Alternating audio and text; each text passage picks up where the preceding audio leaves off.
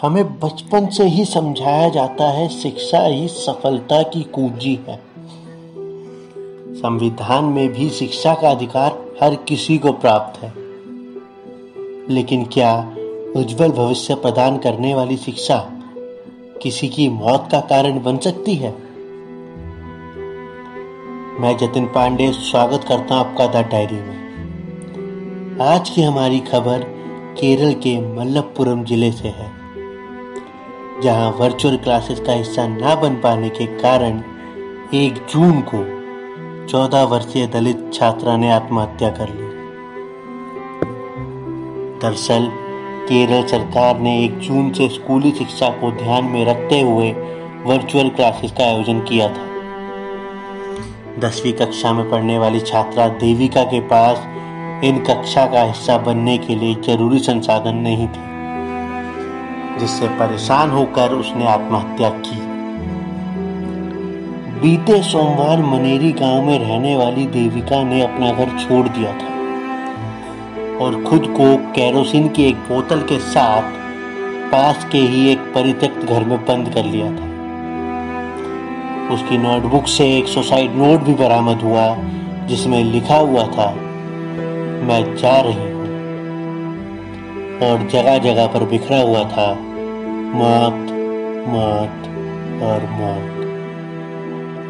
छात्रा के पिता बालकृष्णन दैनिक मजदूरी पर काम करने वाले एक मजदूर हैं। अपनी वर्तमान स्थिति के कारण वह केवल टेलीविजन या इंटरनेट जैसी सुविधाओं को जुटाने में असमर्थ थे। दादी कालियम्मा ने कहा, वह पढ़ाई में बहुत होशियार थी और चीज़ों को आसानी से समझ लेती थी। हमारे पास फ़ोन पर क्लासेस उपलब्ध नहीं है, बस यही एक परेशानी थी और कोई परेशानी नहीं थी। दादी कालियम्मा की बातों में एक सवाल भी था कि किसी को पढ़ाई ना कर पाने के कारण क्यों अपनी ज़िंदगी ख़त्म करनी चाहिए। ये एक ऐसा सवाल है जिसका जवाब ना तो हमारे पास है और ना ही आपके पास होगा।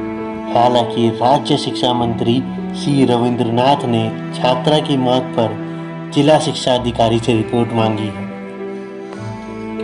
केरल सरकार ने 40 लाख छात्रों के लिए फर्स्ट वेल वर्चुअल क्लासेस का पहला चरण 1 जून से शुरू किया। यह वर्चुअल क्लासेस इंटरनेट या फिर सरकार द्वारा संचालित काइट विक्टर्स चैनल पर उपलब्ध है।